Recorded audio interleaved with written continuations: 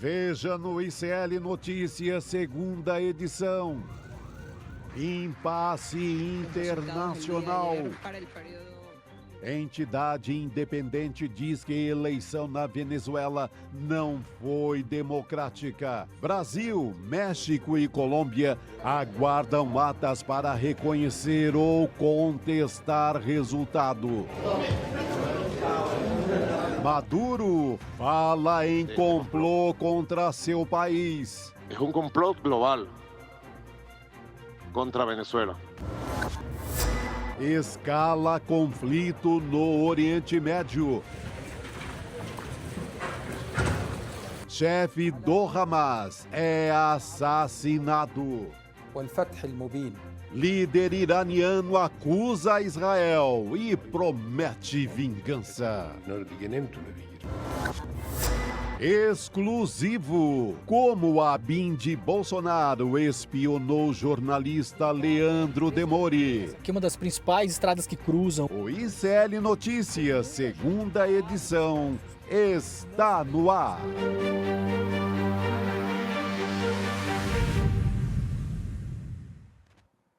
Olá, boa noite, seja muito bem-vindo, seja muito bem-vinda. ICL Notícias, segunda edição, está no ar. Estamos ao vivo agora nos canais do Instituto Conhecimento Liberta e Eduardo Moreira no YouTube e também pela Pop TV no Rio Grande do Sul.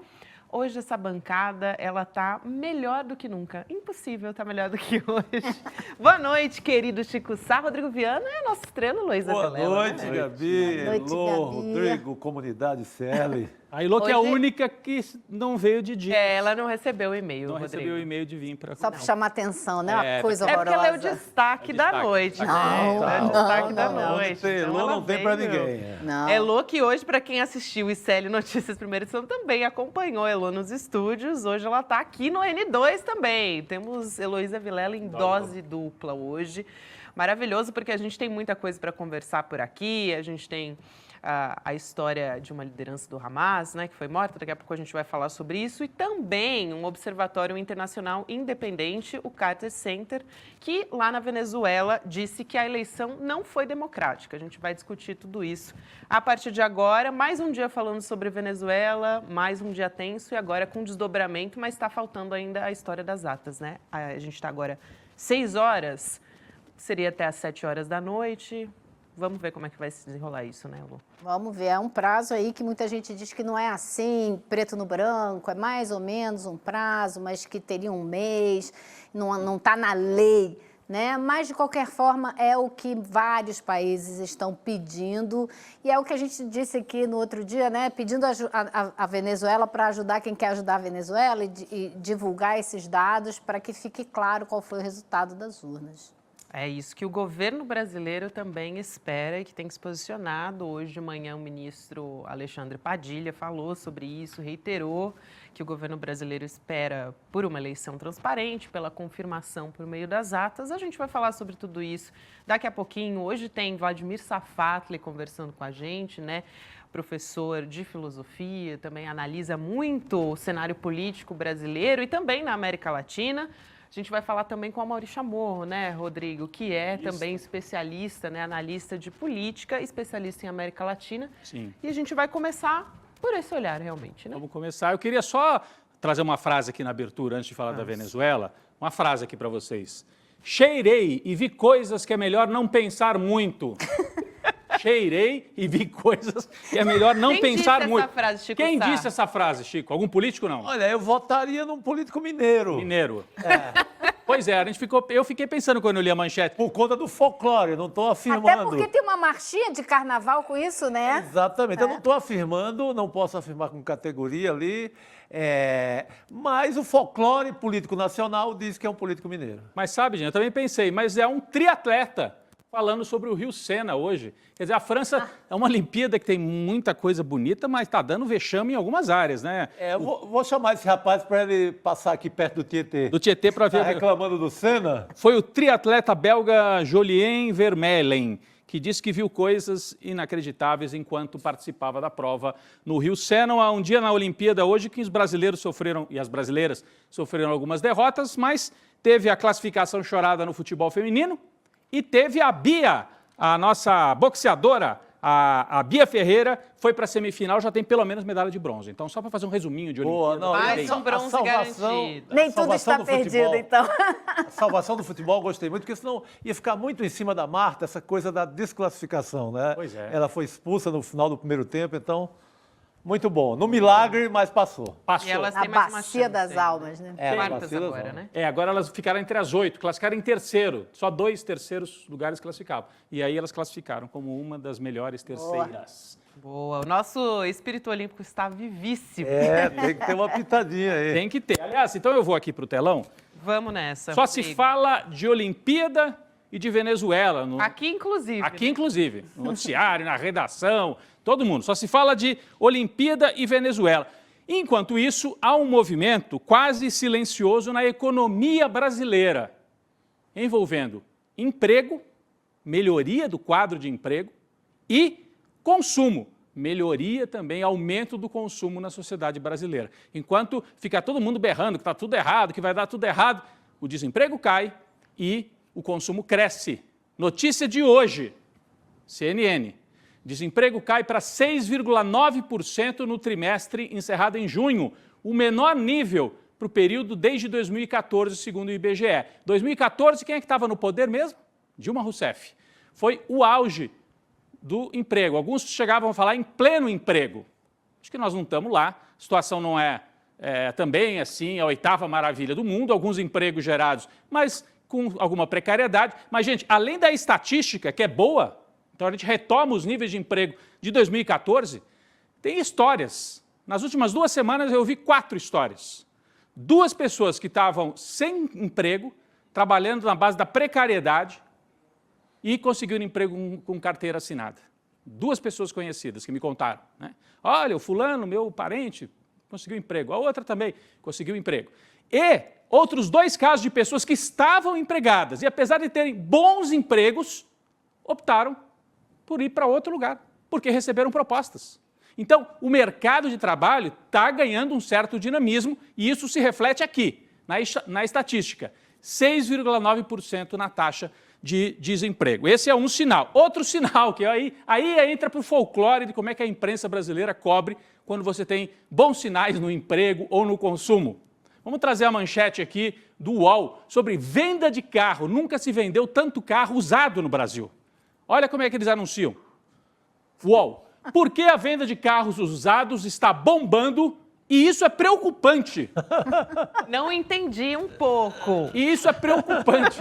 É mais ou menos o Campos Neto. Olha, estamos preocupados porque pessoas estão tendo emprego. Isso vai gerar inflação, é péssimo. Vai complicar, Vai hein? complicar, as pessoas vão ter dinheiro para comprar comida, isso complica muito. Então, o que está acontecendo aqui? Venda de carros usados bombando. A matéria traz aqui os números, quem se interessar depois pode ir atrás dos detalhes. E aí, tudo bem, a repórter até destaca, é preocupante pelo lado ambiental, porque daí qual que é o entendimento? Está vendendo, claro, gente, carro usado não tem tecnologia de carro zero. Então, os carros mais antigos, com 10, 12 anos de uso, não tem tanto controle de poluição, então é preocupante nesse sentido. Mas eu até acho, eu não quero também, né, pegar no pé da colunista, que às vezes estava fazendo o trabalho dela, cobre a área de carro. Né? É a manchete. Então, Mas a manchete. para você achar que é só uma coisa isolada, eu vou ler outra aqui do Valor. Caged surpreende com mais de 200 mil vagas. É o tal do fator surpresa, que nunca é Lula, mas na linha fina, naquele anunciado embaixo. Para economistas, emprego gera expectativa de PIB maior, mas mantém alerta sobre inflação. Sempre tem um mais. Sempre. Se for Lula, tem um mais. Tem É sempre um novo mais. manual de redação da imprensa brasileira. É Lula, tem um mais. Vender o carro é preocupante. Eu fico me perguntando, quando venderam esses mesmos carros zero, alguém comprou. E aí também poluía. Só que daí quem comprava era gente que era rica, né? Naquela época que compraram. Aí não tinha problema. Agora que esses carros ficaram usados, e aí o sujeito da classe média baixa, o brasileiro que... Lembram em 2012, 13, 14, que as pessoas falavam, nossa, agora o pedreiro anda de carro. É. Eu tive ouvi essa história. Nossa, foi trabalhar na minha casa de carro. Eu falei, tá bom, e aí? Melhor, ele pôde carregar o material dele todo no carro dele e tal, né? Não, mas isso aí é um problema. Né? O trânsito fica terrível, fica horrível. Então é o seguinte, é o pobre andando de Na vez avião. do cara, o trânsito fica uma horrível. desgraça, né? E aí o carro que o rico já não quer, o pobre quer comprar. Às vezes o primeiro carro, ou para dar para o filho, não sei, classe média baixa, classe trabalhadora que está conseguindo voltar a botar a cabeça para fora da água. É só isso que está acontecendo. Está melhorando um pouquinho. E quando a gente traz esses exemplos, é para dizer o seguinte, desconfiem, né, de tudo que é campanha que vem dessa mídia tradicional no Brasil. O Lula falou demais, o dólar explodiu, crise, os juros precisam subir, crise fiscal, vai dar tudo errado. É um jornalismo de campanha e é por isso que eu desconfio também quando ficam nessa campanha. A Venezuela são os demônios na terra, o Maduro é o demônio na terra. Vamos fazer a crítica do governo Maduro, como todo mundo tem que fazer, etc.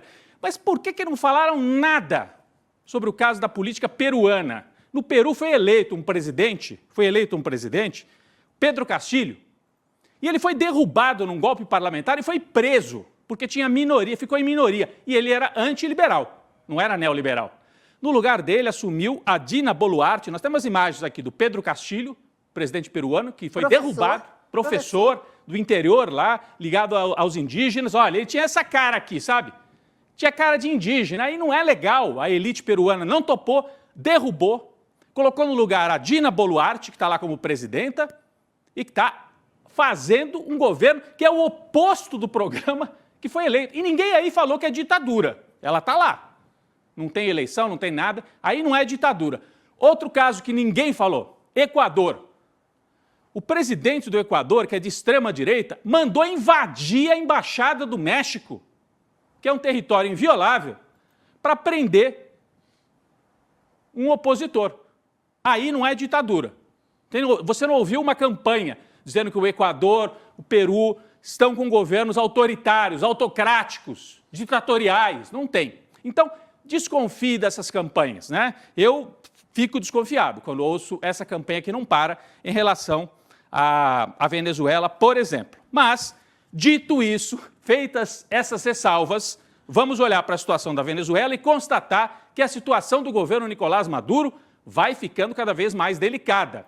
Porque no começo a oposição denunciou fraude, já falavam de fraude antes da eleição, no dia da eleição, depois da eleição. Mas a oposição falou fraude, aí a gente, a oposição, sempre falam isso, então não dá para acreditar só na oposição. Gente, agora já estamos falando da Venezuela, certo? Estamos falando da Venezuela. Na Venezuela, a oposição grita fraude, aí a gente, não, só a oposição não. A OEA, Organização dos Estados Americanos, Heloísa. Não dá para confiar. Só na OEA, não, porque golpista, a OEA... Golpista. Quando teve golpe na Bolívia, eles ficaram do lado do golpe. É. Então, só a OEA também não vamos acreditar. Aí vem o Carter Center. Aí a gente já começa a ficar sem dúvida, porque é um organismo dos Estados Unidos, mantido pelo ex-presidente Jimmy Carter e tal. É um organismo que nem sempre foi na onda da imprensa tradicional. Nos momentos em que muita gente dizia o Chávez é um ditador, o Carter Center foi lá na Venezuela e falou não, o Chávez tem sido eleito e reeleito com eleições limpas, atestou isso algumas vezes. Dessa vez, o Carter Center, a Gabi depois vai trazer com mais detalhes, Gabi, o Carter Center diz que a eleição na Venezuela não foi democrática, divulgou um documento trazendo isso. Nós temos até o documento aqui também do Carter Center. Então começamos a somar oposição, OEA, Carter Center, e aí a gente vê o Boric, presidente do Chile, que não é de extrema-direita, dizendo, olha, tem alguma coisa errada aí na eleição na Venezuela. E nós vemos também, hoje, aí é um passo a mais. O Brasil e o México e a Colômbia já vinham dizendo, mostrem as atas, e as atas não aparecem, o detalhamento que a gente está chamando, né, da eleição não aparece. Hoje, o presidente colombiano, Gustavo Petro, que não é um presidente de direita, a gente tem a imagem aqui. Longe disso. Né? Muito longe disso, é um presidente de esquerda. Ele diz, as graves dúvidas que se estabelecem em torno do processo eleitoral venezuelano podem levar o seu povo a uma profunda polarização com graves consequências de divisão. Ele pede, ele convida, ele fala, eu convido o governo venezuelano a permitir que as eleições terminem em paz, permitindo um escrutínio transparente com a contagem dos votos, atas e com a observação de todas as forças políticas do país e também a observação internacional profissional. Ou seja, o Petro está levantando dúvidas séria sobre o que aconteceu na Venezuela. Depois, na segunda parte, eu não vou ler inteiro, porque Com muita educação, com muito jeito, mas tá. Mas tá.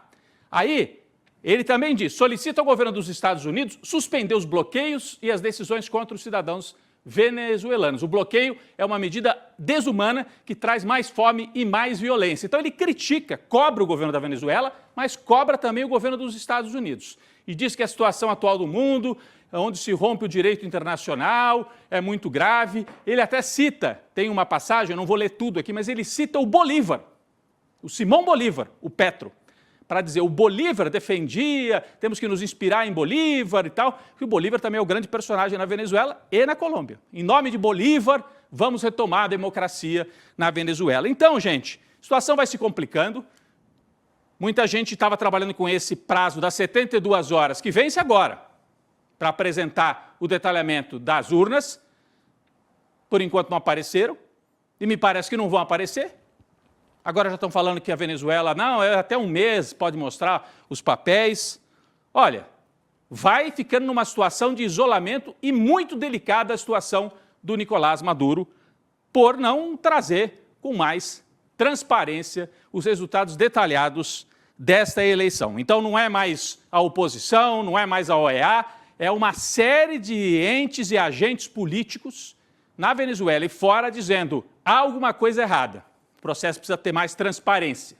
E eu acho que a gente tem que ir, fazendo todas as ressalvas sobre a oposição golpista na Venezuela, dizer que o Maduro está num caminho delicado e num caminho em que ele não vai encontrar apoio mais de Colômbia, Brasil e México. Colômbia, Brasil e México estão numa posição muito decidida. Tem que mostrar o detalhe para a gente saber se a eleição foi limpa ou não.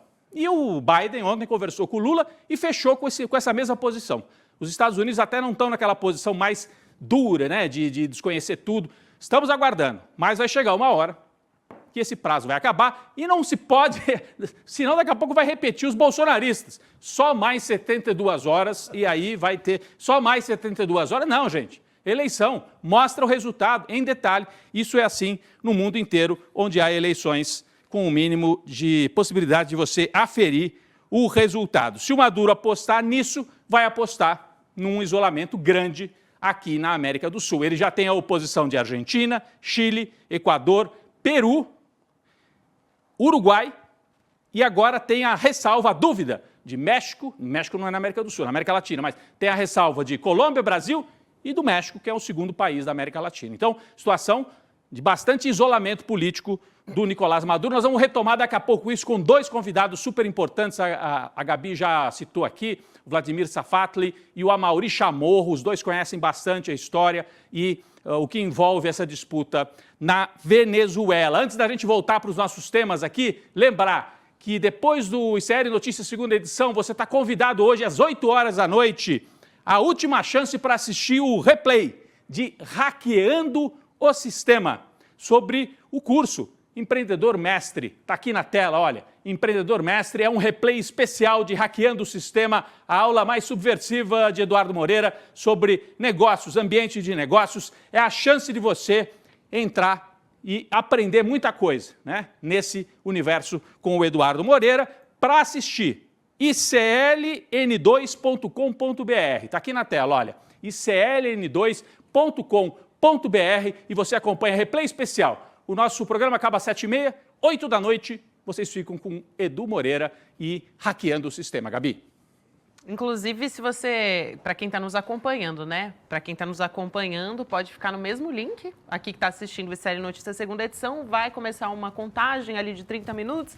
É o tempo, de jantar, de repente, tomar um café da tarde, um café da noite, dependendo, Quem é de café, quem é de jantar, e volta para cá às 8 horas da noite para poder assistir, mas tem que garantir a vaga, ainda dá tempo, icln2.com.br para assistir essa aula. Gente, a gente estava conversando agora sobre Venezuela, mas tem um assunto muito importante aqui no Brasil também, que foi uma publicação hoje, uma apuração da Juliana Dalpiva, da coluna dela, junto com o Igor Melo, que é nosso repórter, os dois aqui do ICL. A gente vai voltar a falar da ABIN de Bolsonaro. A gente descobriu que o nosso jornalista Leandro Demore, que você conhece aqui, foi um dos alvos desse esquema. Ele já está aqui para conversar com a gente melhor sobre essa história, ajudar a gente a entender melhor. Demore, boa noite para você, querido. Chega mais aqui. Boa noite, casa cheia. Ô, Elo, eu queria falar hoje de manhã, mas a gente não se encontrou. Que casaco é esse, hein? Você viu, Demore? Esse casaco fala português, será, Demore? Fala português esse casaco? Não sei, não. Nunca falou. Que coisa maravilhosa. Brechó tem tudo. Nossa, eu sou muito adepta do brechó. Reciclemos as roupas também, nada de roupa nova, tudo reciclado. A minha esposa trabalha com moda, né? Então ela olhou hoje de manhã e falou: gente, onde é que a Heloísa Vilela passou hoje de manhã? Gente, com esse casaco, coisa mais. Leandro, não é. Tá vendo, Elô? Você acha? Heloísa Vilela, né, gente? É outro nível de elegância.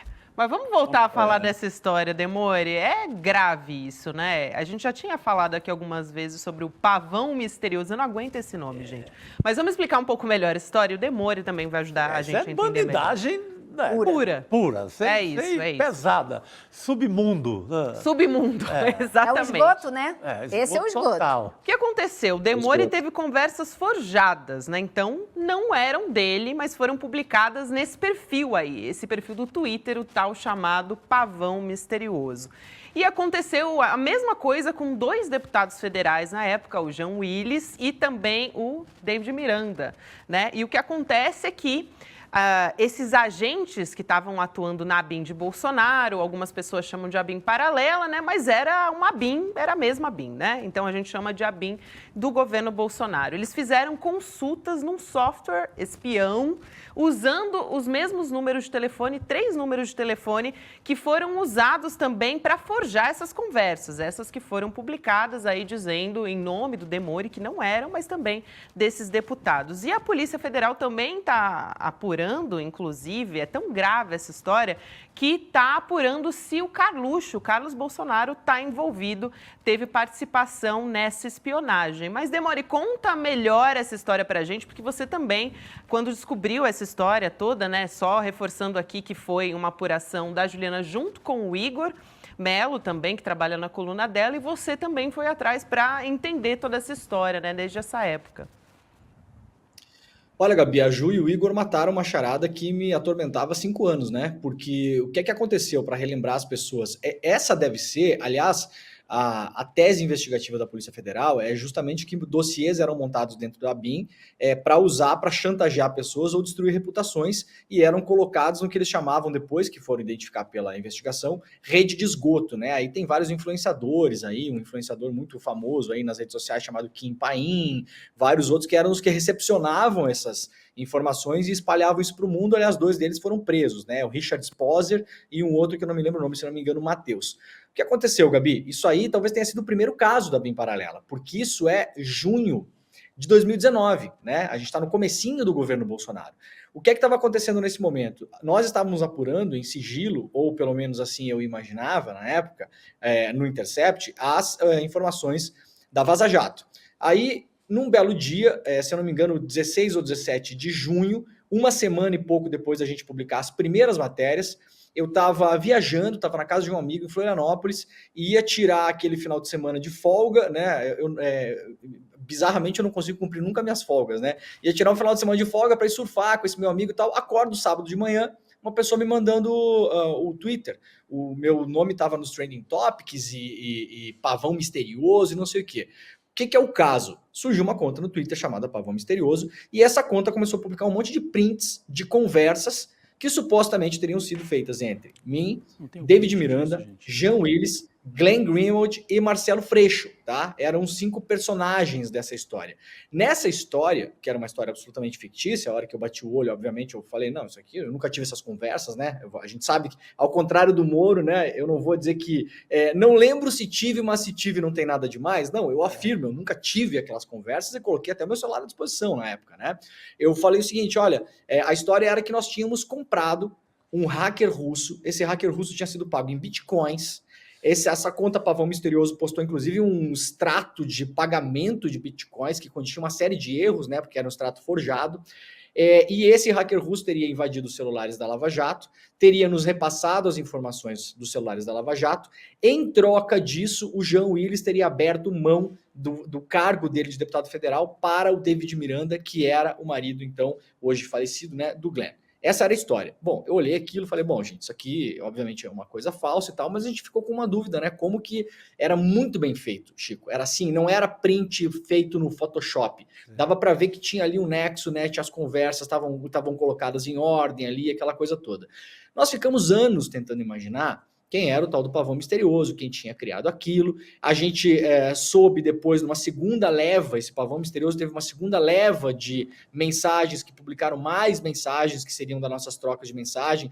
Uma delas, inclusive, me colocando como alguém que teria chamado o filho do Diogo Mainardi, que é um menino que tem paralisia cerebral, né? Eu teria chamado ele de retardado, dito, que bem feito pro Diogo, que tem um filho retardado. Enfim, vejam, coisas que foram feitos para minar a nossa reputação, né? Como alguém que está corrompendo um hacker, hackeando sistemas, hackeando telefones, comprando o mandato de um deputado, chamando o filho de jornalista de retardado, tudo isso.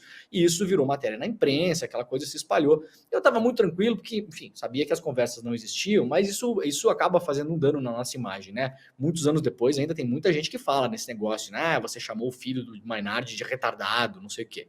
Muito bem. A Juliana, aí eu descobri na época com a Vivo, operadora, que tinham usado o meu celular para comprar um chip.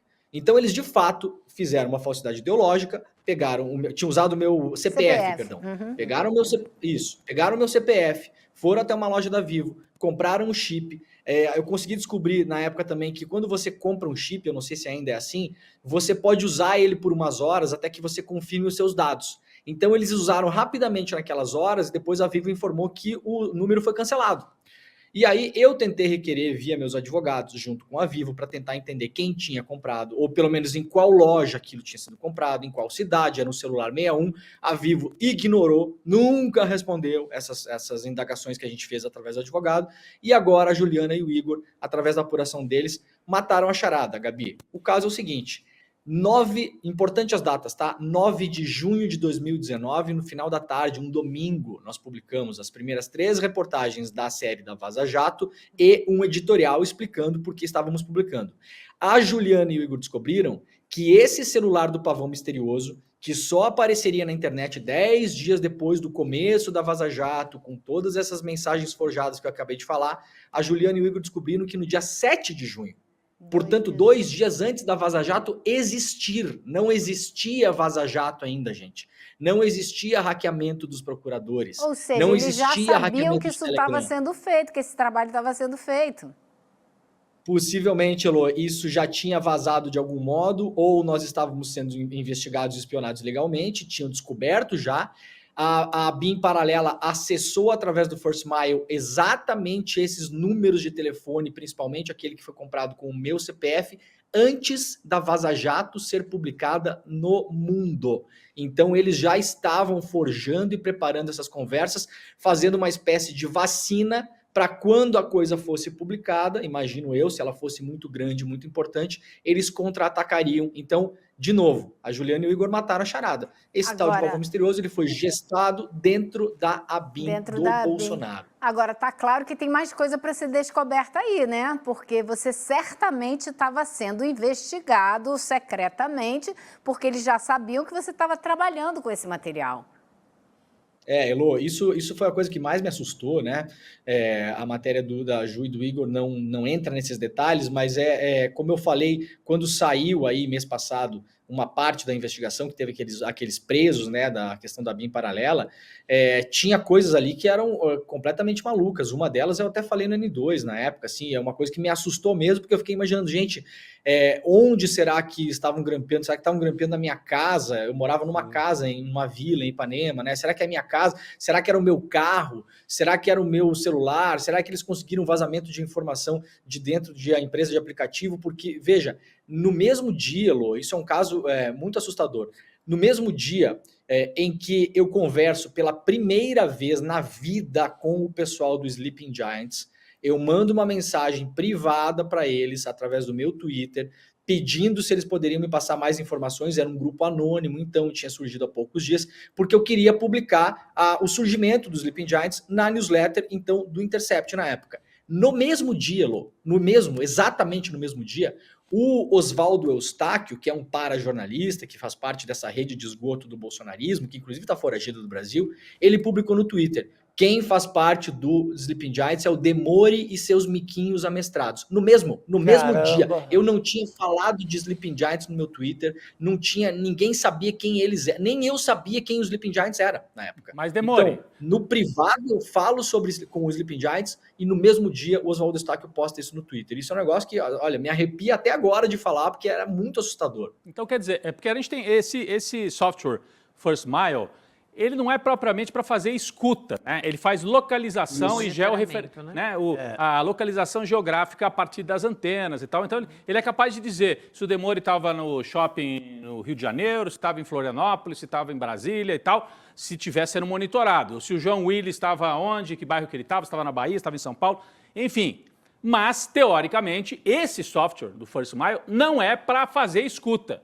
Mas com estes indícios que a gente começa a ter, começamos a pensar, além do First Mile, devia ter um esquema de arapongagem tradicional ou usando equipamentos que a gente nem sabe que estariam atuando aqui no Brasil. Porque o First Mile, em parte, era oficial. Foi comprado por setores do governo brasileiro na época do Bolsonaro, né? Por exército, governo por serviço... Temer, né? Na verdade. Governo Temer. O governo Temer depois usado também na época do Bolsonaro, mas usado por serviços de inteligência, por assim dizer, do governo. Agora, essa história que você conta não é só localização, eles sabiam com quem e o que você estava falando. Isso é muito grave. E os telefones estão conectados, não é isso? Os mesmos agentes da ABIN que montam esse dossiê pavão, são, assim, os telefones são os mesmos, né? Dessa turma que também estava espionando você. É isso, né, Demore? Exatamente, você bem colocou, né, Rodrigo? O First Mile, ele consegue te dar localização. Teve até, depois que as investigações saem, a gente vai lembrando coisas, né? Teve um dia que eu estava no aeroporto do Galeão e uma pessoa aleatória tweetou, né? Colocou no Twitter, o merdinha do Demore está no aeroporto do Galeão, por exemplo. Eu, na época, imaginava que uma pessoa que tinha me visto lá. Agora eu já posso imaginar que os caras simplesmente estavam colocando a minha localização, né? Então, assim, a gente já não sabe mais de nada, né, Rodrigo? O alcance que esse negócio teve. Então, eu posso imaginar que eles poderiam estar ou usando outros softwares para fazer monitoramento de informações, para receptar informações mesmo, ou poderiam grampear locais físicos, que acontece muito. Eu posso imaginar que poderiam estar grampeando meu carro, a minha casa, que era uma casa de mais ou menos fácil acesso, né? Era uma casa, numa vila, não era um apartamento com portaria e tal, né? Era uma coisa que não era muito difícil.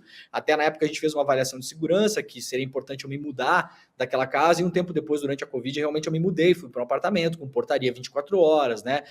Eu andava durante muitos anos, eu andei com segurança, inclusive segurança armada, né? Mais de 3 anos, com vários seguranças, fazendo rotatividade de segurança. E eu nunca fui um cara de me expor muito, assim, mesmo no auge, né, da Vaza Jato, os meus colegas brincavam muito, né, Lô, pô, se você for para praça, não sei o quê, no Rio de Janeiro, vão fazer uma estátua sua, não sei o quê, mas eu nunca fui muito de sair, de ficar, então, nem muitas conversas públicas para alguém ouvir de orelhada, sabe, Rodrigo? O cara ouviu falando num bar sobre isso, nem isso, a minha vida é uma chatice imensa, acho que os caras ficaram até decepcionados em me investigar, né?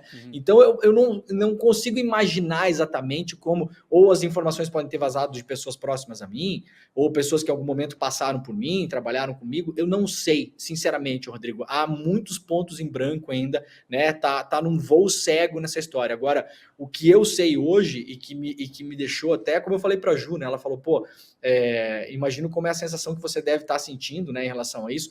Eu falei, cara, é uma sensação de, pô, você ser vigiado é um negócio muito esquisito, cara, você fica imaginando o que vigiaram, o que viram, o que pegaram, o que tem nesse arquivo da BIM paralela, sabe?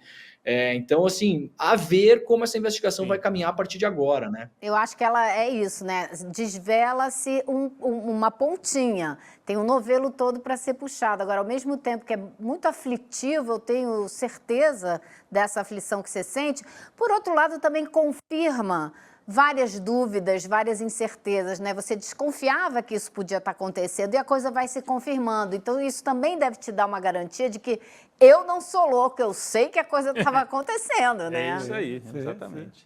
Isso, Alô. Sabe que aconteceu umas situações com a gente, né, entre família, assim, que foi até as decisões que nos levaram a tomar a decisão de reforçar a nossa segurança. Até no livro sobre a Vaza Jato, que foi um livro editado pelo Intercept alguns anos atrás, que tem os bastidores de como foi feita a Vaza Jato e tal, teve alguns momentos que a gente até teve que sumir, né, durante um tempo, assim, teve que ir para lugares que não eram conhecidos na época, porque a gente tinha realmente muito medo de ser preso junto com o Walter Delgatti, né? A gente sabia que isso poderia acontecer e teve alguns momentos, a minha esposa ela é muito mais atenta a isso, que ela notou que ela estava sendo filmada ou fotografada na rua, né? Em 3 momentos especial. E um deles, em particular, um dia que a gente estava saindo de casa, que um morador de rua, desses que tem esses carrinhos de lixo reciclável, estava parado na frente da nossa casa, se não me engano era um sábado de manhã, um dia muito... qualquer dia, assim, e essa pessoa, a minha esposa falou, olha, ele tá nos filmando, né, e eu olhei e falei, caramba, como assim tem um morador de rua, assim, um morador de rua mesmo, assim, né, uma pessoa num estado, assim, de umas roupas não estavam, né, bem maltrapilho, assim, puxando aqueles carrinhos de catar latinha, nos filmando, na saída da nossa casa, e aí chega um ponto que você começa a parecer maluco, se você conta para alguns amigos, as pessoas muitas vezes acham que você está exagerando, que você viu coisas, se você expõe isso publicamente, muita gente vai dizer que você está inventando, que você está querendo achar que você é muito importante para isso estar acontecendo, ou que você quer não sei o quê, não sei o quê. Bom, graças a Deus agora, e ao jornalismo, na verdade, da Juliana e do Igor, a gente consegue imaginar agora, entender que não era maluquice, né? Você não é paranoico, Demore, com certeza. Não. E eu quero deixar, né, aproveitar aqui, a gente vai se despedir do Demore, mas também deixar a nossa solidariedade para além de uma violência institucionalizada, né? É assustador, a palavra é assustadora. É muito assustador. Relatando agora, vejo o susto que pode ter sido isso, é loucura. Horrível.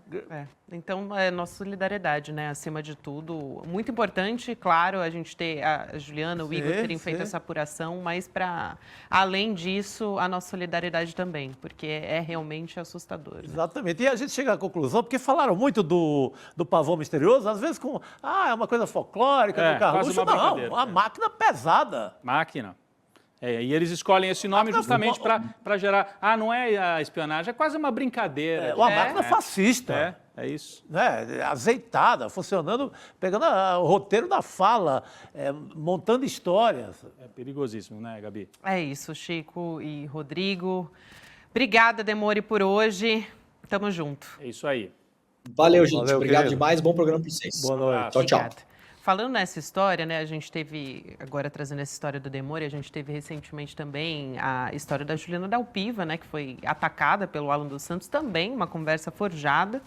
E a gente teve uma iniciativa muito importante hoje, que foi lançada no N1, né, o Eduardo Moreira falou sobre isso, justamente por conta desses ataques a jornalistas, né? E a gente lançou hoje o Conselho de Defesa do ICL, que vai contar com 2 advogados, que são o Rafael Valim e também o Alfredo Ward. O lançamento foi hoje de manhã, como eu disse, e a gente tem um trechinho. Isso é muito simbólico, muito importante para a gente, porque a gente faz um jornalismo crítico aqui e para a gente continuar trabalhando, é importantíssima essa iniciativa aqui do ICL. Vamos assistir.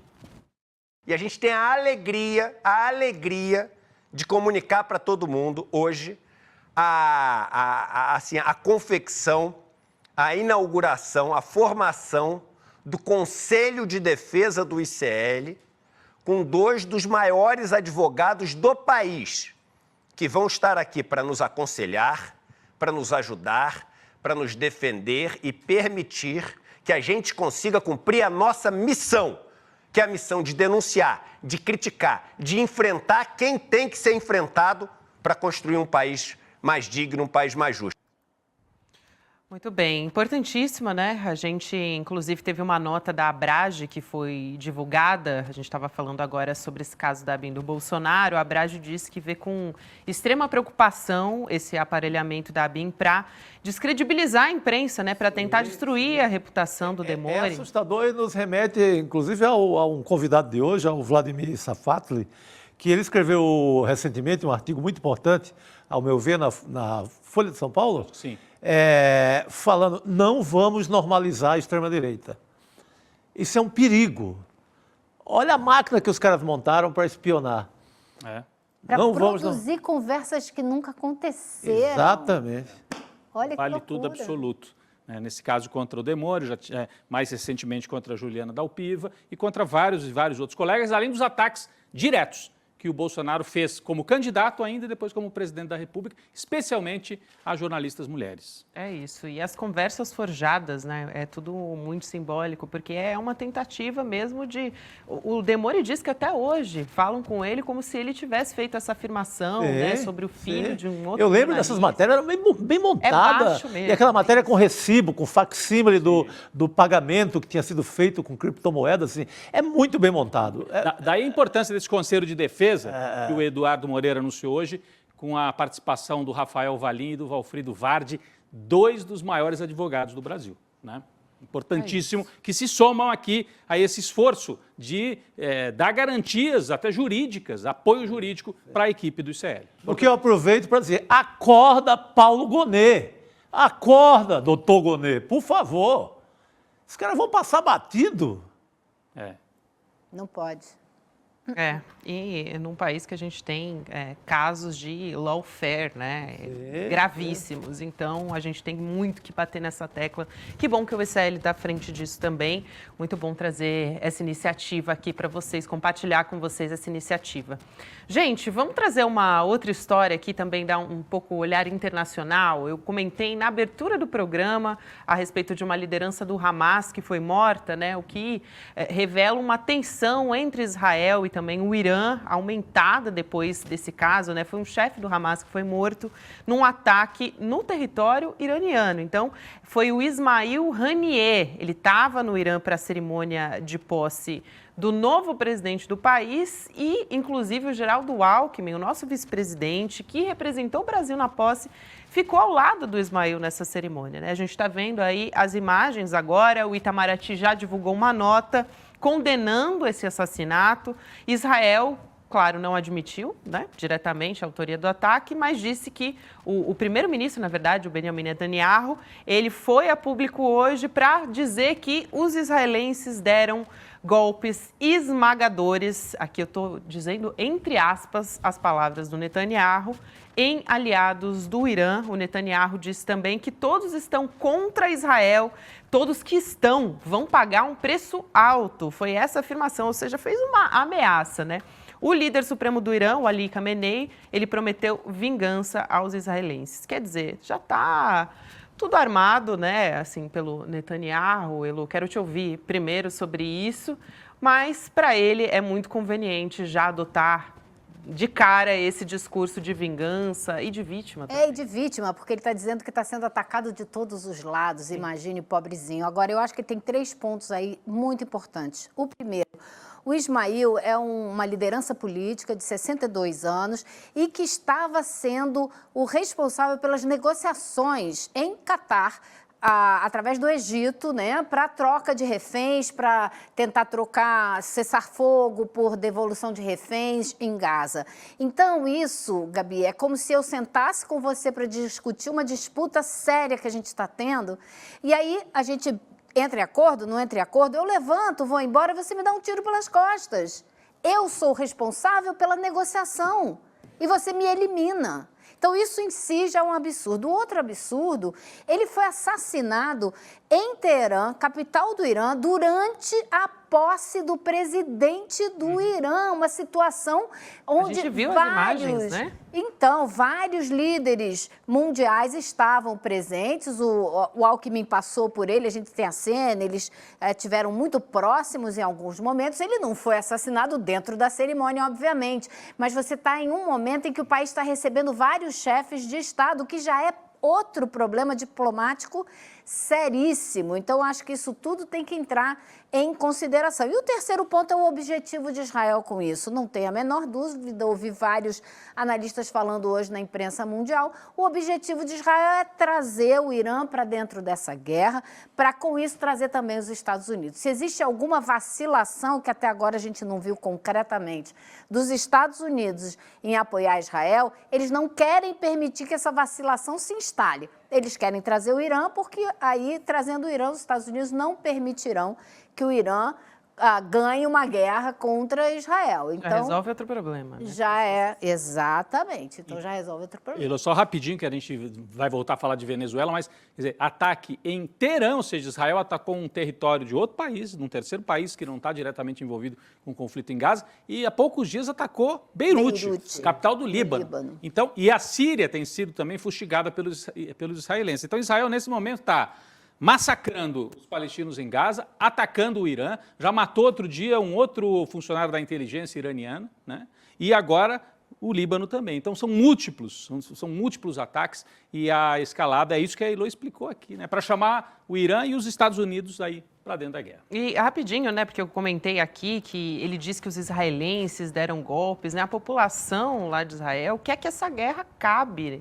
Eles não querem continuar, quer dizer, o governo Netanyahu não tem apoio nenhum da população. Eu vi algumas pessoas em Israel reclamando muito desse ataque, agora também vi, porque você sabe que existe uma população de colonos, de fanáticos, e eu vi imagens de gente colocando a foto do Ismail comemorando loucamente. Então você também tem essa população aí radicalizada, né? É isso. Mas, em geral, as pesquisas, né, mostram uma falta de apoio ao Netanyahu. Sim. E ele sabe disso, né? Ele sabe.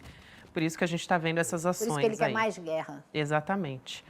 Gente, lembrar você, Rodrigo falou aqui agora há pouco, mas hoje a gente vai ter o Empreendedor Mestre, essa primeira aula do curso do Empreendedor Mestre, um replay, foi no último domingo a aula, né? Muita gente estava assistindo a abertura das Olimpíadas, então a gente resolveu disponibilizar de novo.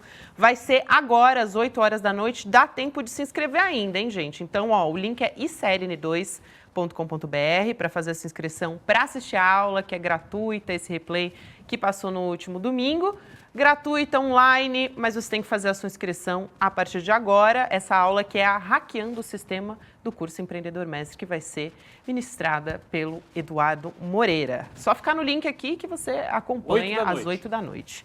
É isso aí. E a gente volta a falar de Venezuela, né, gente? Rodrigo, muito importante, você também falou na abertura sobre a situação de momento. A situação continua muito tensa por lá, mas para trazer um pouco do contexto para você que está chegando agora, ou então para destrinchar um pouco melhor, o Maduro foi proclamado presidente e a oposição não reconhece o resultado. Essa é a situação que a gente tem. Protestos ontem, principalmente, por todo o país, a gente teve centenas de presos, alguns mortos também. A informação que a gente tem são de 10 mortos, né? Mas elas ainda estão um pouco desencontradas, né? Então, a gente tem informações diversas sobre isso. Hoje, manifestações grandes também de apoio, isso, né? Você teve as duas dos dois lados, exatamente. A gente teve a TV estatal, a Telesur, dizendo que a situação era de tranquilidade hoje. Então, ontem a gente teve os protestos, né? Alguns, inclusive, bastante violentos. E hoje a gente teve essa declaração da TV estatal. E também hoje a gente tem daqui a pouco vencendo, agora às 7 da noite, né, pelas contas aqui, o prazo para o Comitê Eleitoral entregar as atas das eleições. O Amaury Chamorro, que é o nosso convidado, vai ajudar a gente a entender mais uma vez essa história das atas, o que elas são exatamente, se o prazo é de realmente 72 horas, se teria como se estender esse prazo, tudo isso. Ele vai explicar a partir de agora, mas o Nicolás Maduro, ele foi até o Tribunal Supremo de Justiça e pediu uma auditoria das eleições, né, alegando uma tentativa de golpe. Ele foi até lá e disse que o partido está pronto também, o partido dele, para mostrar a totalidade das atas com esse resultado e pediu para que os outros partidos façam o mesmo também. Falou de um complô contra a Venezuela, enfim, é um discurso que ele já vem adotando nos últimos dias. Vamos assistir esse trecho da fala do Maduro e, na sequência, chamar o nosso convidado, Amaury Chamorro. Vamos ver. Dios está con nosotros y las pruebas ya aparecieron de este complot. Es un complot global contra Venezuela. Que funcionen las leyes, que funcione el Estado. Y yo voy a seguir protegiendo al pueblo de Venezuela para que retome todas sus actividades, su trabajo en paz, prevalezca la paz. Y como decía el Libertador en aquella carta desde Trujillo, prevalezca la paz y triunfe la paz por el camino de la ley, de la legalidad, de la institucionalidad, de la democracia. Este es el ataque más criminal, con criminales que hemos vivido. A gente assistiu a fala do Nicolás Maduro, é importante dizer que depois dessa fala ele está dando uma coletiva de imprensa até agora, ainda não acabou uma coletiva para a imprensa internacional. Vamos conversar com a Amaury Chaput, que é analista político, especialista em América Latina. Amaury, prazer falar contigo mais uma vez, seja muito bem-vindo. Tudo bem, um prazer estar aqui novamente e um abraço a todas e todos que nos assistem. Prazer é todo nosso. Vamos começar então perguntando sobre a história das atas, porque daqui a pouco venceria, né? Chegaríamos nesse prazo das 72 horas. A gente consegue falar em postergar esse prazo? Seria legal? E também aproveito para te perguntar a respeito do Maduro, né, dizendo que recorreu ao Tribunal Supremo de Justiça, até porque o tribunal é chavista, né, composto pelo chavismo. Eu queria entender melhor essa situação com você, Amaury, por favor.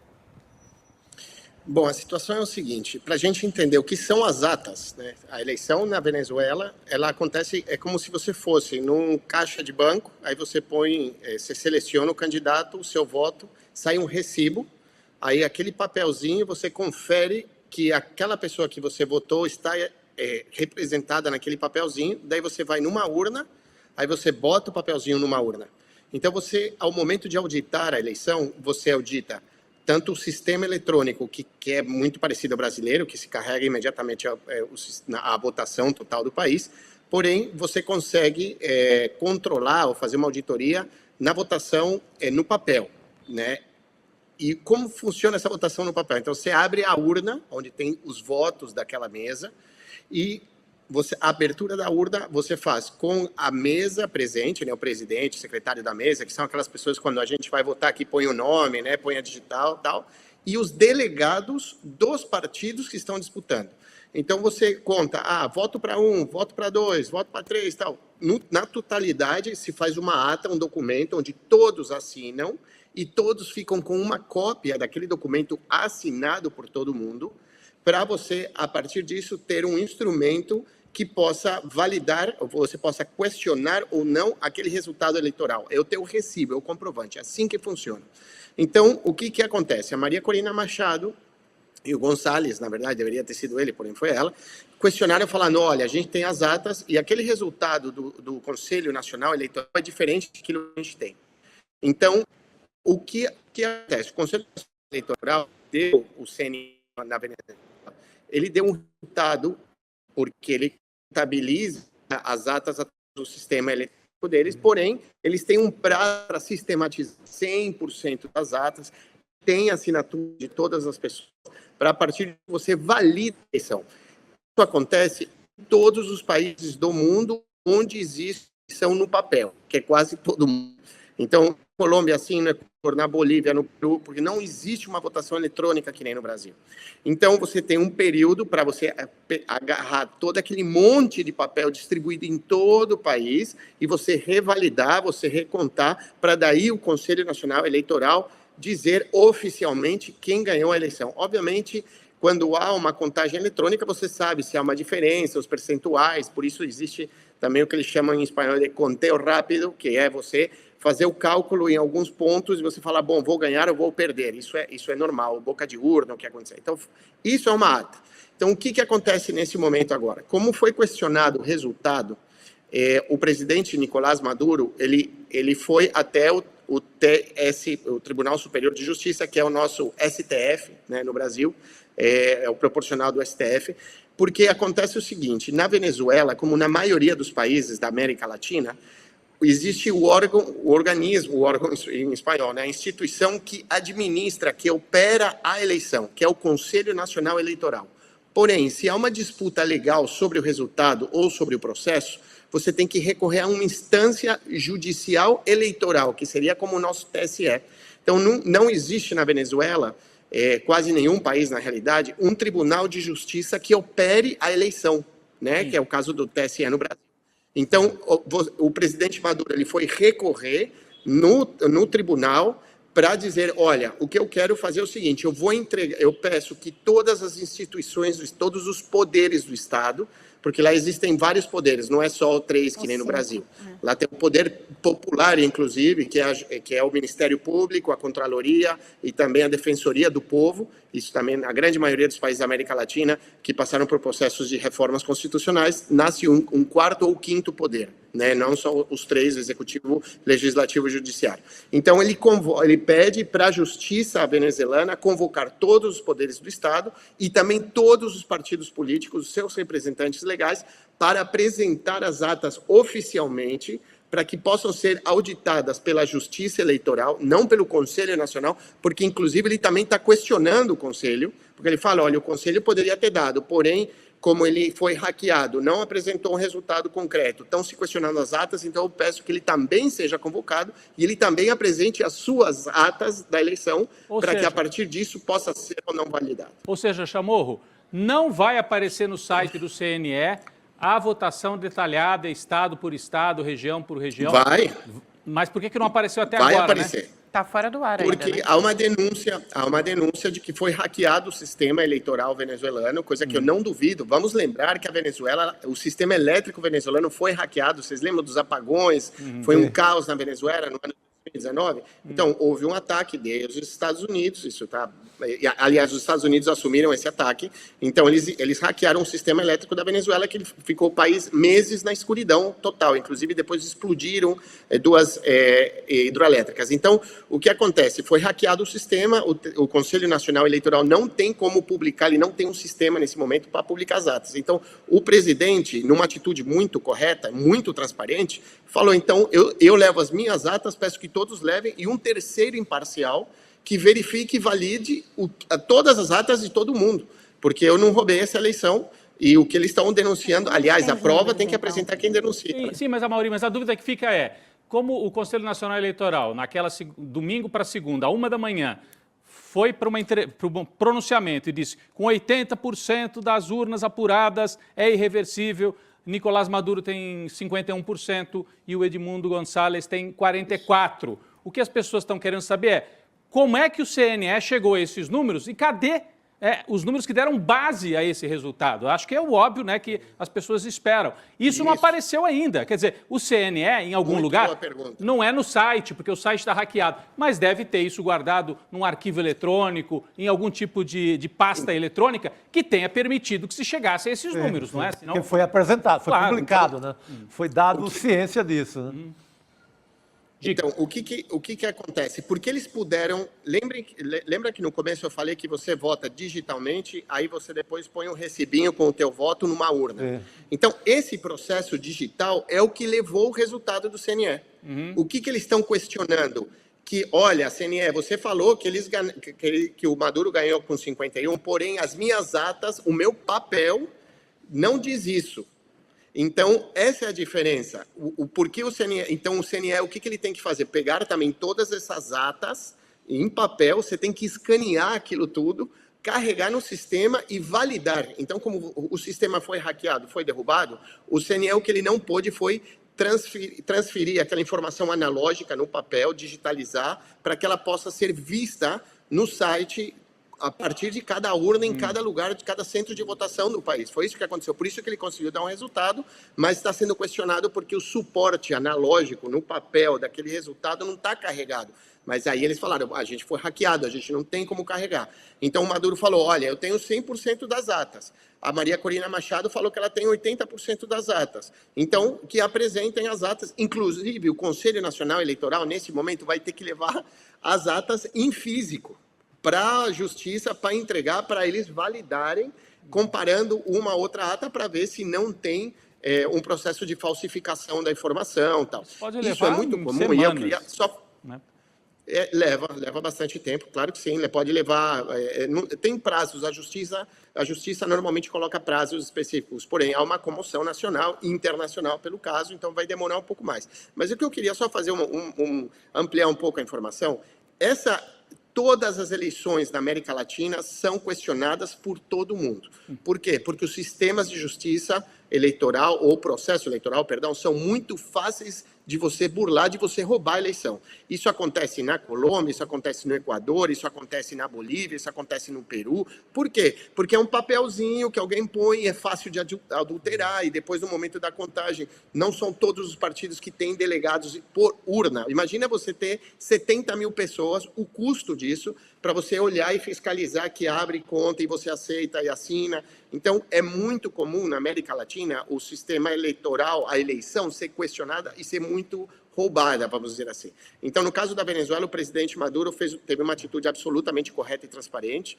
Resultado também de ele falar, bom, eu tenho aqui informação, não tenho o que esconder, vamos lá. Os países, né, Brasil, Colômbia e México, que são países liderados por governos progressistas, que na verdade estão questionando, estão falando, a gente não vai se posicionar até não ter um resultado da eleição, porém, quando seja auditado, tem que ser aceito. Não adianta vir chorar se ganhou o Maduro, não ganhou, mas porém a gente quer que seja auditado. E eu acho que isso é muito saudável, porque eu acredito que o presidente Nicolás Maduro tenha ganho a eleição. Então, depois de todo esse escândalo, esse problema, que a comunidade internacional acompanhe e se valide o resultado da eleição e ele seja o grande vencedor, como você vai continuar deslegitimando o presidente dizendo que é uma ditadura, né? Eu acho que aí a gente tem que analisar do ponto de vista estratégico também. Eu queria só chamar aqui a nota do Carter Center, né, no Centro Carter, e na sequência, Elô, eu passo para você também poder fazer uma pergunta para o Chamorro. Mas teve o caso da OEA, né, a gente estava comentando. O Carter Center é um observador das eleições, né, e diz que não reconhece o resultado, e tem um trecho do relatório que a gente preparou e está aí na sua tela agora. Eu vou ler um trechinho aqui, né, entre aspas. O fato de a autoridade eleitoral local não ter anunciado resultados desagregados por mesa de votação constitui uma grave violação dos princípios eleitorais. O processo eleitoral não alcançou patamares internacionais de integridade eleitoral em nenhuma de suas etapas relevantes e infringiu inúmeros preceitos da própria legislação nacional. Trazendo aqui o posicionamento do Carter Center, até para poder passar a palavra para a Elô, para ela também perguntar para o Amaury.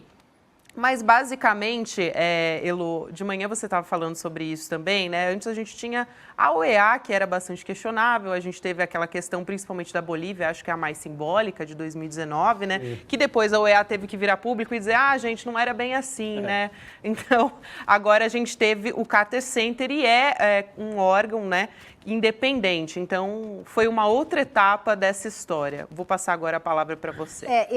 Minha pergunta para a Amaury seria a seguinte, Amaury. O Carter Center, até que ponto ele é totalmente independente? Até que ponto a gente pode considerá-lo assim, sendo que ele vem de um governo dos Estados Unidos que interfere em tudo na América Latina? E, por outro lado, a gente está vendo uma posição bem mais amena do presidente Joe Biden, cautelosa, alinhada com o Brasil. Me parece que o governo dos Estados Unidos hoje, a figura do presidente Biden, não tem o menor interesse em ver governos fascistas de extrema-direita no poder, porque ele ficou muito assustado com o que aconteceu nos Estados Unidos com Donald Trump. Mas a gente não sabe se outras áreas do Estado norte-americano, dos Estados Unidos, pode estar por trás desse hackeamento. Quem teria hackeado, né, o sistema eleitoral venezuelano? Dá para a gente acreditar que houve um hackeamento? Sem dúvida alguma, a gente pode acreditar que que alguém hackeou isso. Isso é normal, isso acontece, são sistemas de países em via de desenvolvimento. Se hackers conseguem hackear a NASA, você imagina que não seja fácil hackear o sistema do Conselho Nacional Eleitoral da Venezuela. Então, primeiro, sim, eu acredito que possa ter sido hackeado, sim. A gente já viu o exemplo, como eu falei, da questão do sistema elétrico venezuelano. A primeira resposta é essa. Segunda, eu acredito, o Centro Carter é um centro muito respeitado mundialmente, porém é um centro que recebe financiamento do Estado dos Estados Unidos, né? E ele tem sido muito pressionado. Eu tenho informação direta de que ele foi, sim, muito questionado a se posicionar antes mesmo do presidente Maduro chamar essa entrega das atas, né, ir até a justiça da Venezuela, pedir para todo mundo apresentar suas atas e que seja conferido, seja validado. Por quê?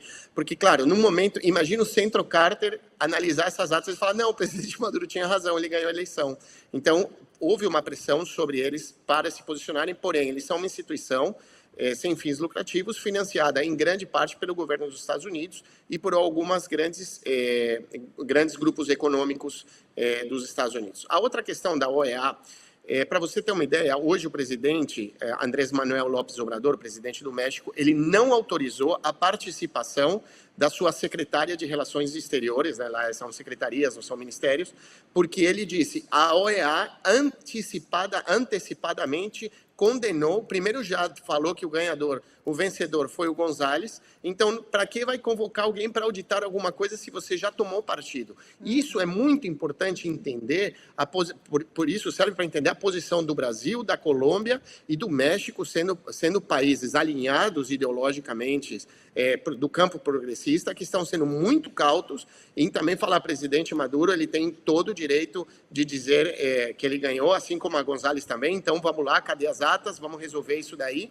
Então, se uma instituição como a OEA, que é uma instituição vetusta, antiga, absolutamente copada pelos Estados Unidos e que sempre funcionou para viabilizar golpes de Estado e invasões no nosso continente, e que já tomou postura contra o presidente Maduro, obviamente você não pode chamar essa instância para dirimir ou para fiscalizar. Agora também eu queria aproveitar a tua pergunta. É o seguinte, eu acho que nós, na América Latina, a gente tem que parar com essa mania de querer que os Estados Unidos e a União Europeia validem as nossas eleições. Eles não têm legitimidade, não existe uma legalidade, não existe nenhum marco político que faça com que os Estados Unidos, que tem uma eleição, um sistema eleitoral bizarro, porque é um país onde ganha eleição quem tem menos votos. Voto popular. O Trump ganhou a eleição com 3 milhões de votos menos do que teve a Hillary Clinton, e ele ganhou a eleição, assim como Bush filho ganhou a reeleição contra o Al Gore, com uma eleição roubada e publicamente roubada num estado administrado pelo irmão dele na Flórida. Então, esse país que invadiu, que matou o presidente, que bombardeia o mundo inteiro, não tem a legitimidade, primeiro porque também eles não são a polícia do planeta, então eles não têm que falar, olha, eu aceito ou não aceito um resultado, isso é problema deles. E a mesma coisa a União Europeia, que às vezes pinta como que se fossem mais humanistas, mas não, a União Europeia é um grupo de países que massacra a África, a Ásia, eles também interferem na democracia na América Latina, eles também roubam, eles também validaram o Guaidó, eles também cometeram uma série de atrocidades no planeta, eles não têm legitimidade para vir no Equador, na Bolívia, no Paraguai e falar, olha, eu aceito ou não aceito. Porque vocês são mais ou menos democráticos. Ainda mais uma região que tem rei. Existe monarquia. Então, um país que tem uma monarquia não vai falar para nós que nos independizamos de uma monarquia há 200 anos se a gente é democrático e não.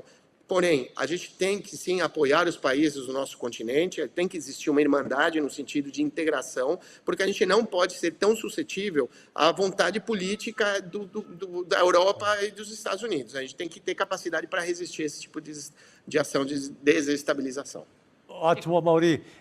Eu tenho uma pergunta. Que órgão é que vai fazer esse tira-teima? A oposição tem suas atas, o Partido Socialista Unido tem suas atas. Quem vai ser esse tira-teima e que entidades podem ser chamadas na observação? O que é que você acha que vai acontecer? O jogo prático disso? Isso, o jogo é muito simples.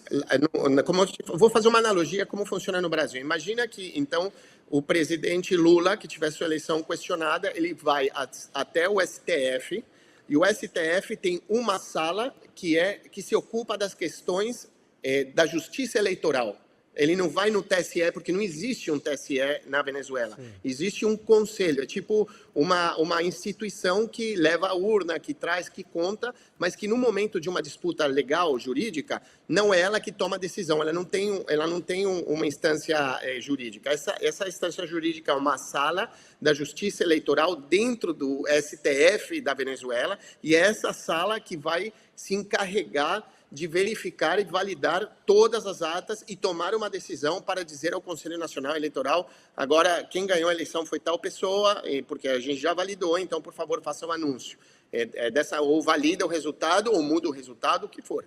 mas é essa sala de justiça eleitoral que está encarregada disso, não é o Conselho Nacional Eleitoral, que é uma das partes questionadas, inclusive pelo próprio presidente Nicolás Maduro, que pediu para ser convocada e para que ela apresente as suas atas, né? Porque lembra que são 4 vias, né? Para o Conselho Nacional Eleitoral, para o presidente Maduro, para a Corina Machado, para os outros candidatos. Cada um tem uma ata. Então, todo mundo vai apresentar e aí a gente vai fazer cruzar a informação, ver quem tem a razão. Maravilha. Muito bem, então. Eu quero agradecer a presença aqui do Amaury Chamorro, que é analista político, também especialista em América Latina, pela conversa aqui com a gente. Obrigada, Amaury, e até uma próxima. Um abraço. Obrigado a vocês. Um grande abraço. Abraço. É engraçado isso que ele falou, porque eles ficam cobrando, né, eleições limpas, eleições justas, sem interferência.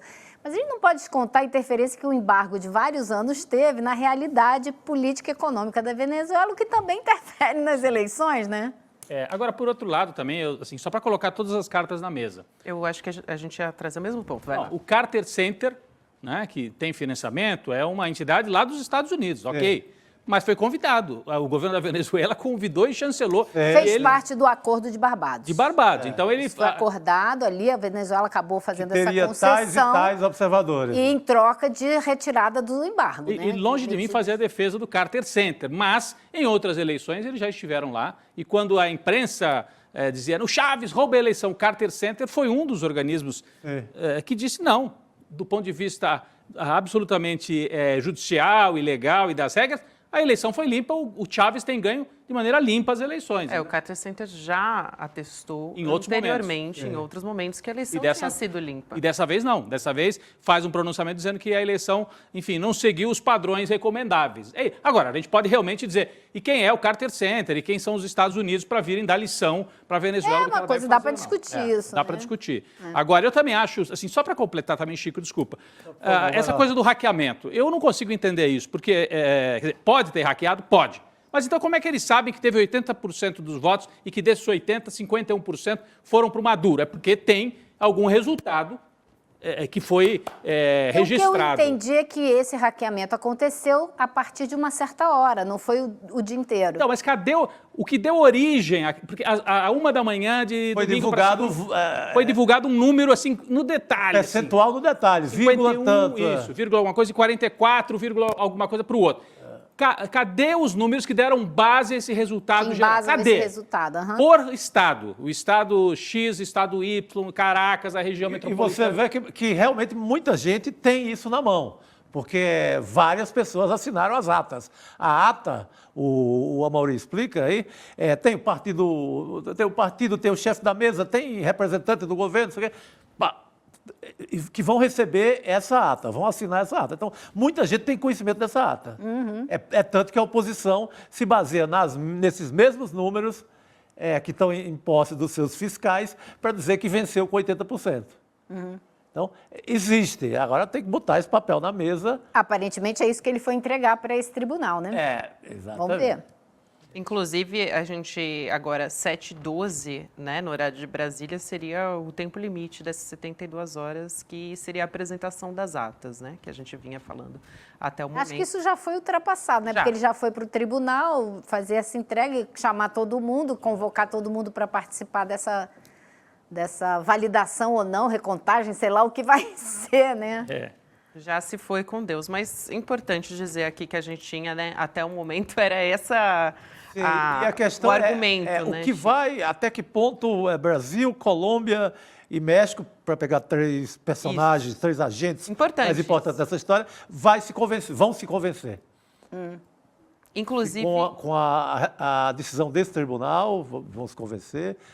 O que vai ser necessário para os 3 países convencer. Até o momento, o governo brasileiro, na verdade, não se posicionou oficialmente, não reconheceu, mas também não contestou o resultado. O presidente Lula foi a público, disse que via com normalidade o processo eleitoral, né, o PT, o Partido dos Trabalhadores, que é o partido do presidente, reconheceu a vitória do Maduro, mas o partido é independente, né, do governo. O governo já assumiu publicamente, hoje no ICL, inclusive, o ministro das Relações Institucionais, Alexandre Padilha, conversou com a gente aqui, inclusive com a Elô também, sobre a situação na Venezuela. Eu vou chamar esse trecho, na sequência a gente chama o nosso próximo convidado, que é o Vladimir Safatli. Vamos assistir o trecho. Nós vamos se posicionar sobre o processo eleitoral, reconhecer ou não, quando as atas forem apresentadas. Né? Tem um processo, as atas serem apresentadas.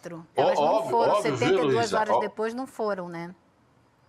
Então, vamos continuar exigindo essa apresentação para qualquer tipo de posicionamento.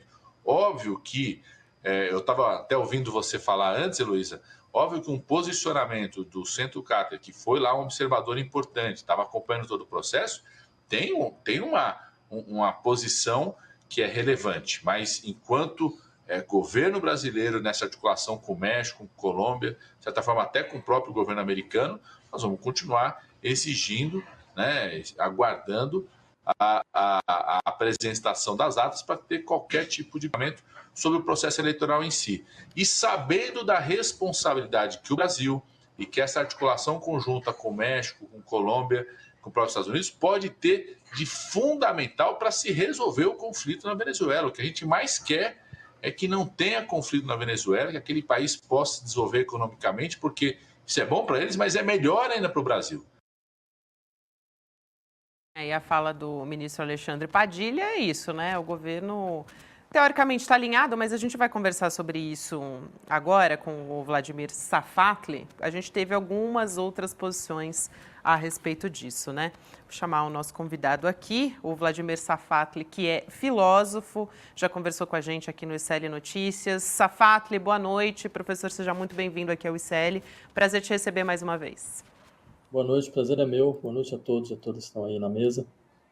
A gente veio falando aqui agora há pouco, inclusive conversando com a Mauri Chamorro, sobre a situação na Venezuela, que divide opiniões dentro do nosso campo progressista, inclusive no governo Lula também, né? Sim. Não é só o nosso chat, dentro do governo Lula também, a gente já falou sobre isso.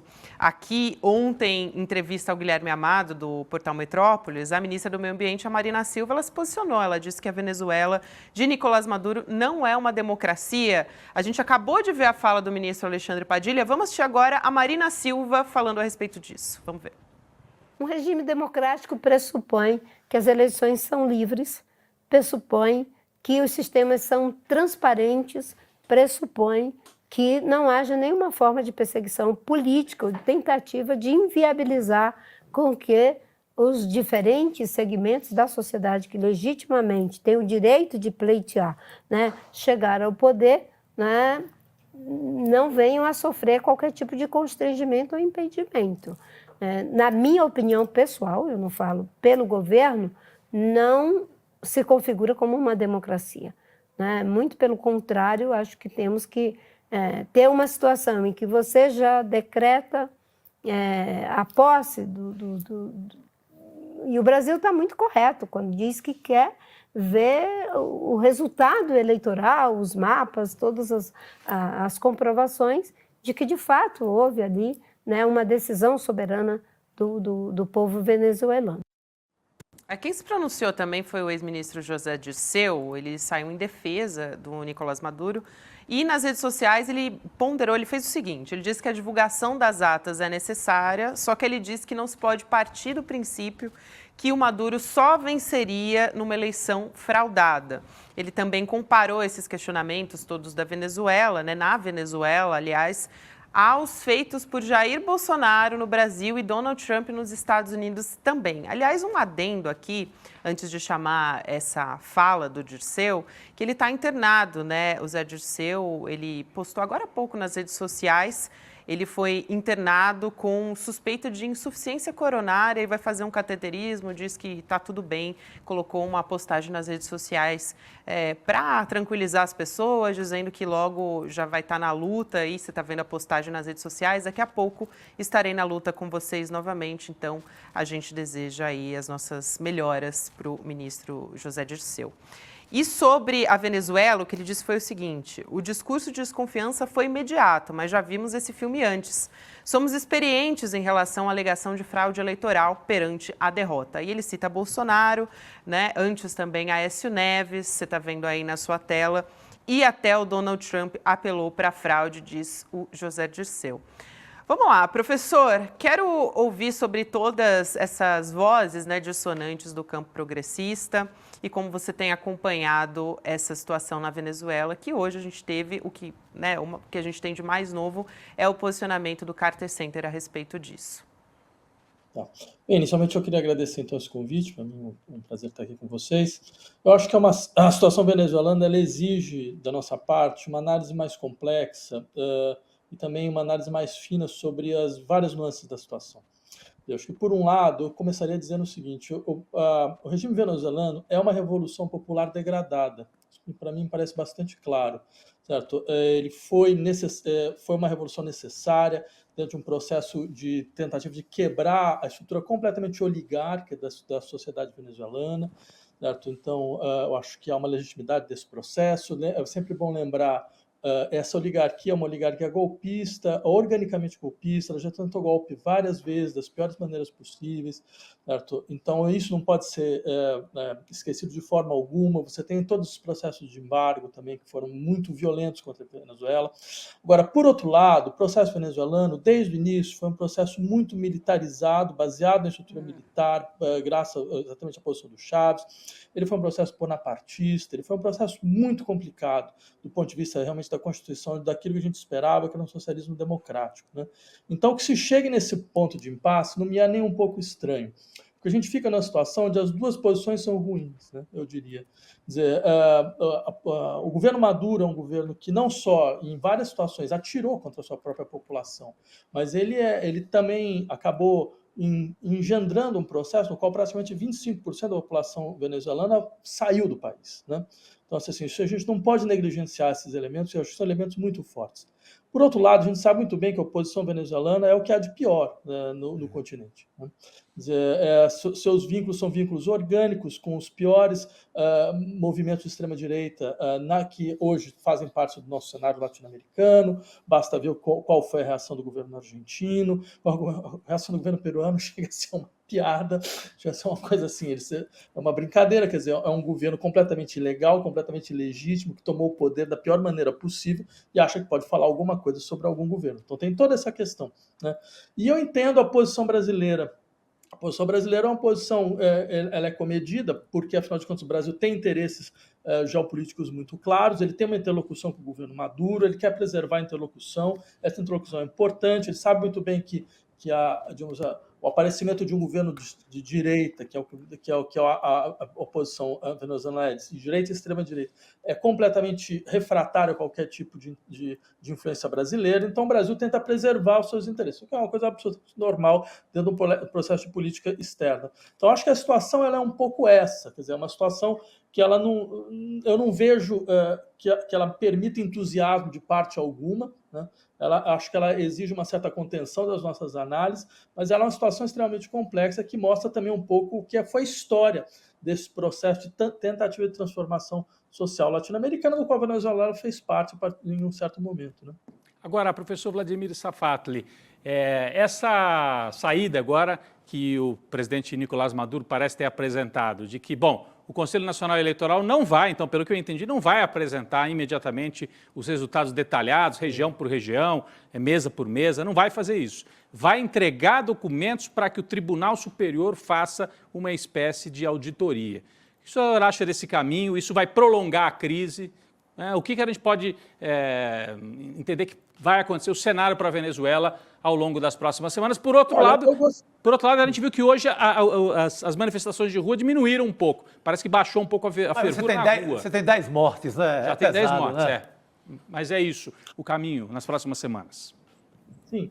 Veja, eu utilizaria as palavras do presidente da Colômbia, o Petro, que está longe de ser alguém que estranha o nosso campo de esquerda, que de fato falou, olha, a única maneira de você ter uma legitimidade mínima desse processo é a apresentação das atas, né, da maneira mais transparente possível. Então, acho que isso vai trazer consequências. Agora, uma coisa é certa, qualquer coisa traria consequências nesse cenário venezuelano, né?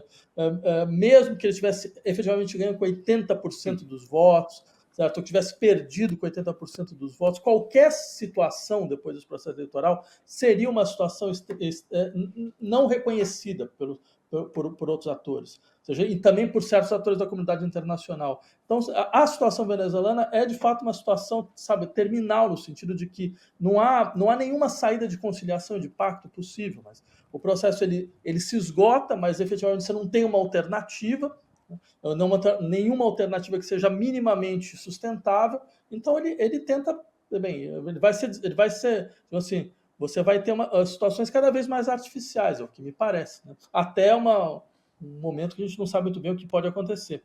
Mas acho que isso mostra um pouco a deriva do continente latino-americano. Eu insistiria nesse aspecto, porque dentro de situações como essa, a gente tem uma tendência a tomar imediatamente uma posição, um partido, e não querer avaliar o que está de fato em jogo. O que está de fato em jogo é a deriva do processo do projeto progressista latino-americano. Em algumas situações a gente conseguiu recompor forças, o caso colombiano é um caso interessante, por mais que ele seja tensionado, mas ele é um tensionamento de outra natureza, e o caso venezuelano é um caso que se degradou. Chico? Professor, existe algum outro exemplo parecido, exemplo histórico parecido com o que vive a Venezuela? Porque o impasse total, porque o Maduro vai levar para esse tribunal, o tribunal vai dizer que ele ganhou a eleição, a oposição vai dizer, é um tribunal chavista, não reconhecemos. OEA, o Centro Carter, todo mundo vai manter na mesma posição, ou seja, não tem saída. Não tem ainda por cima, eu diria, ainda tem um elemento terrivelmente complicador, que é a opinião, as forças internacionais, né, elas agem para a desestabilização do governo venezuelano, isso é claro, né? Quer dizer, ao invés de ser uma força de contenção, o Brasil está tentando fazer um pouco esse papel. Brasil, México, eles estão tentando fazer um pouco esse papel, mas o resto, quer dizer, os restos atores internacionais, Estados Unidos na frente, a mesma União Europeia, a Espanha, eles são forças de desestabilização, porque é um governo que tende a compor com outro grupo. Ele tende a compor com o grupo da Rússia, o grupo da China, que é exatamente o grupo que hoje faz uma espécie digamos assim, de luta de vida e morte, certo? De quebra de hegemonia global. Então, a Venezuela foi pega nesse processo também. Sim, tem isso. É terrível para o povo venezuelano, porque eles não têm saída, a verdade é um pouco essa. Eu não vou mentir, não tem nenhuma saída que seja boa nesse caso. Tanto que você tem China e Rússia imediatamente, sem ata, sem querer nem ver ata, não quero ver nada de Venezuela, já veio de apoio, né? Claro, porque é um interesse geopolítico claro, né? O senhor ia complementar? Não, eu ia dizer exatamente a mesma coisa, né? De fato, ela está presa dentro de um jogo geopolítico que lhe ultrapassa enormemente, né? E o que é algo terrível para o povo venezuelano. Agora, me parece que o Brasil está tentando ainda, junto com Colômbia, México, e dizendo que está coordenando com o Departamento de Estado, uma maneira de fazer uma transição viável, mais suave, que segure a situação da Venezuela, porque o Brasil, obviamente, tem interesse que ali fique não só evitar o avanço da extrema-direita ali, mas também garantir um mínimo de tranquilidade, porque vai espirrar para a América Latina inteira. Agora, nesse processo, eu não sei se o senhor teve a possibilidade de prestar atenção, mas a impressão que eu tenho é que a imprensa brasileira bota uma lenha nessa fogueira com todo o objetivo possível e imaginário de também usar essa crise para minar o presidente Lula. Eu diria o seguinte, a imprensa brasileira tem partido dentro das questões internacionais, isso é uma pena mesmo, né? É uma pena, eu digo isso de uma maneira um pouco cordial, né? Porque na verdade a gente sabe por quê, né? Mas eu diria que o Itamaraty ele procura fazer a única posição possível dentro desse processo, né? Ele procura jogar um pouco uma carta de realpolitik, que é um pouco a única posição possível, que vai fazer o quê? Vai dizer, não, de fato... até porque a gente nem sabe qual foi realmente o resultado efetivo. Aquilo que o Zé Dirceu levantou tem uma certa racionalidade. Dizer, olha, você não pode partir do pressuposto que a eleição ela foi roubada desde o início, né? Mesmo que haja uma série de elementos. Esse elemento de você não ter acesso às atas é um elemento terrível, né, para qualquer legitimidade de qualquer processo que seja, né? Agora, eu diria o seguinte, dentro desse horizonte, o que sobra ao Brasil é um pouco tentar fazer essa mediação que você descreveu muito bem, que é olha, impedir que o pior aconteça, que a Venezuela seja tomada por um governo de extrema-direita, que vai se aliar às forças mais reacionárias do continente, inclusive fortalecendo as forças mais reacionárias do próprio Brasil. Isso. A gente já está numa posição extremamente delicada, então assim, é uma questão de vida ou morte, para o Brasil também, é importante deixar isso claro. Né? Agora, por outro lado, a gente é um governo indefensável, a verdade é um pouco essa, é um governo difícil, não tem como defender o governo Maduro durante todo esse processo. Né? É um processo que se degradou de maneira muito, muito, muito visível. Então o Brasil tenta achar uma solução quase impossível, mas nessa situação é o que tem para hoje, a gente diria assim. Ele vai tentando, um pouco como foi descrito, criar uma situação minimamente favorável para algum tipo de pluralidade eleitoral real possível, né? Mas sem fortalecer os piores atores do processo. Professor Vladimir Safatli, quero agradecer, professor, sempre uma voz tão lúcida em meio a esse caos que a gente está vendo aqui na Venezuela e também que nos afeta, né, a todos aqui na América Latina. Quero agradecer ao professor Safatli, é filósofo, é professor da USP também, sempre um prazer te receber, professor, um abraço. Autor de um livro chamado O Alfabeto das Colisões. Excelente, recomendo esse livro, muito bom mesmo. Saiu merchandising, eu não teria coragem. Por favor, é necessário. Mais do que necessário e merecido. É um problema meu. Obrigada, professor. Até a próxima. Bom, a gente daqui a pouquinho vai ter o curso, né, que já foi transmitido no último domingo, a aula Hackeando o Sistema do curso do Empreendedor Mestre. A primeira aula, você vai ter a chance de assistir, de reassistir, na verdade. Você que vai assistir também pela primeira vez, a partir de agora, você pode fazer a sua inscrição, vai ser daqui a pouquinho, daqui meia hora, 8 horas da noite. Então, se inscreve em icln2.com.br para poder assistir essa aula com o Edu. Vai começar já, é sua última chance. Agora, você continua aqui no link para assistir. Vai começar a rodar um cronômetro em 30 minutinhos. Você pode tirar esse tempo aí para dar uma relaxada, dar uma respirada e volta. Depois de tanta notícia, né? Agora é o momento. E nos despedimos dessa bancada. Relaxa e volta. Relaxa e volta o guerreiro. Eu digo isso porque hoje é o dia do orgasmo. O calendário internacional nos lembra. Encerramento chave de ouro. O calendário internacional, o calendário nos lembra. Eu sou obrigado a colocar na mesa, né? Obrigada. Esse daí vai pro Prensadão ICL. Alô, Bernardo Cotrim. Já pega. Já pode fazer o recorte aí. O país está precisando. A gente ficou muito tempo só falando de morte, está precisando de Eros. Viva Eros. A política de Eros. E Bacos. Exatamente. É com essa que encerramos o Telenotícias. E não é nem sexta-feira ainda. Fala, turma! A nossa aula sobre empreendedorismo e negócios no domingo foi um sucesso estrondoso, né? E as pessoas puderam finalmente ter uma aula sobre empreendedorismo e negócio com ciência, com conceitos práticos, com regras para elas poderem aplicar na empresa delas a partir dali. E isso, eu já estou recebendo mensagem de pessoas que já estão notando diferença. E a gente está falando do negócio que acabou de acontecer. Foi realmente maravilhoso. Muita gente está pedindo para a gente poder passar de novo essa aula. Elas queriam assistir, precisam dessa aula. Então a gente vai ter uma sessão fechada para quem quiser assistir essa aula na quarta-feira, dia 31, às 8 horas da noite. Para você se inscrever nessa sessão fechada, que não vai estar aberta nos meus canais, eu vou estar lá e vou também dizer as novidades para quem quiser continuar nesse programa de formação, que são novidades incríveis e por causa disso milhares de pessoas no domingo entraram para fazer o programa de formação. Eu vou dar as mesmas condições para vocês, mas assiste essa aula, vocês vão ficar encantados. Quarta-feira, 8 horas da noite, fechada só para quem se inscrever gratuitamente aqui. Um abraço.